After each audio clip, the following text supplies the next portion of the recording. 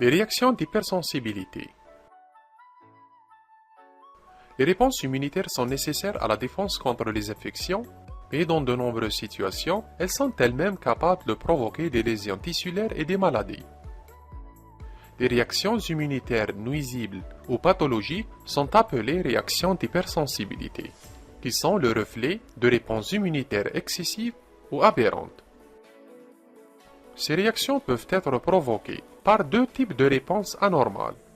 D'une part, les réponses aux antigènes étrangers, que ce soit des microbes ou des antigènes de l'environnement non infectieux. D'autre part, les réponses immunitaires peuvent être dirigées contre les antigènes du soi, en raison d'un défaut de tolérance. Les hypersensibilités déclenchées par de telles réactions sont appelées maladies auto-immunes. On passe à la classification. Les hypersensibilités sont généralement classées sur la base du mécanisme immunologique principal à l'origine des lésions tissulaires. La classification de Gell et Coombs répartit l'hypersensibilité en 4 types. Les 3 premiers sont médiés par les anticorps et le 4e par les cellules T. L'hypersensibilité de type 1 ou l'hypersensibilité immédiate est un type de réaction pathologique causée par la libération des médiateurs par les mastocytes. Ces réactions sont le plus souvent déclenchées par la production d'anticorps IgE contre des antigènes environnementaux appelés allergènes. La diffusion des médiateurs mastocytaires à travers les tissus est responsable des symptômes d'hypersensibilité immédiate.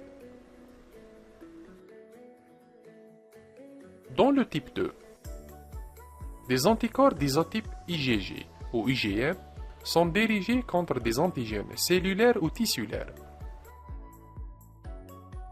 Cette liaison peut altérer la fonction des cellules exprimant l'antigène ou endommager ces cellules ou tissus par divers mécanismes.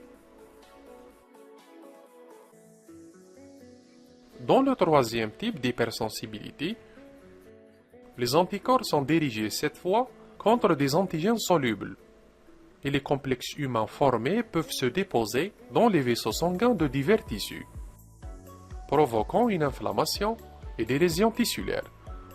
Ces troubles sont appelés maladies à complexe humain. Pour le 4e type, appelé également hypersensibilité retardée, car ces manifestations n'apparaissent que 24 à 48 heures après le contact avec l'antigène. Les principales causes de ce type d'hypersensibilité, médiées par les lymphocytes T, sont l'auto-immunité et les réponses exagérées ou persistantes aux antigènes de l'environnement.